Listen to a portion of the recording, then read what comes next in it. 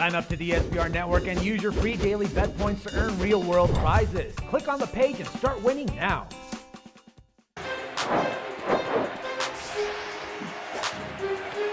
Welcome everyone, I'm Jordan Sharp. The Western and Eastern Conference Finals in the NBA are finally set, and it is time to start taking a look at some series future odds from Bet365.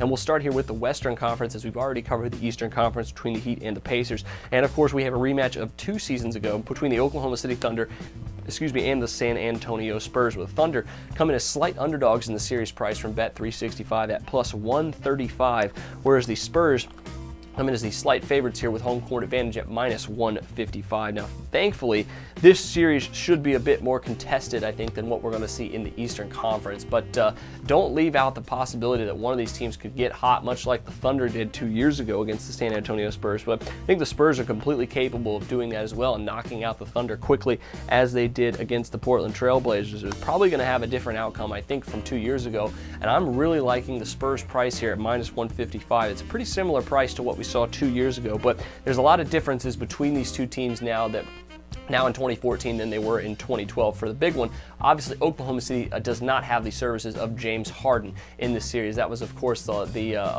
playoff series where he played very well against the San Antonio Spurs, as did Durant and Westbrook, but obviously don't have him anymore. They have a cast of other characters that really deepens this roster, but the issue has been scoring, a consistent third scoring option for Oklahoma City, and I think with the San Antonio Spurs savvy on defense, they might be able to exploit that, especially with the way that Doc Rivers and the Clippers did just a little bit in the last series. With Thunder but back to the series, the Thunder shot very well in that series 2 years ago, and I just simply can't see them doing that again, especially without the offensive third option that Harden brings, and especially with the emergence of Kawhi Leonard, who has really come on as the San Antonio's 4th best player and possibly even threatening to be one of the top 3 players for San Antonio above Manu Ginobili, because his play on defense and his consistent offense, one-on-one scoring, has just been invaluable to the San Antonio Spurs, and he's going to be invaluable in defending Kevin Durant in this series, which brings me back to my point on what I think the Spurs are going to do defensively in this series.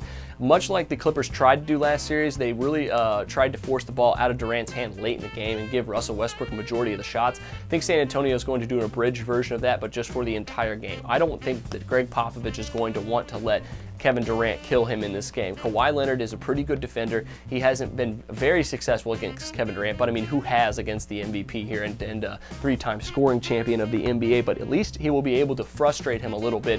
And if he can bring some double teams as well, if that's the route they choose to go, let Westbrook kill them. I don't think that the Thunder can beat San Antonio playing like that with Russell Westbrook taking a majority of the shots.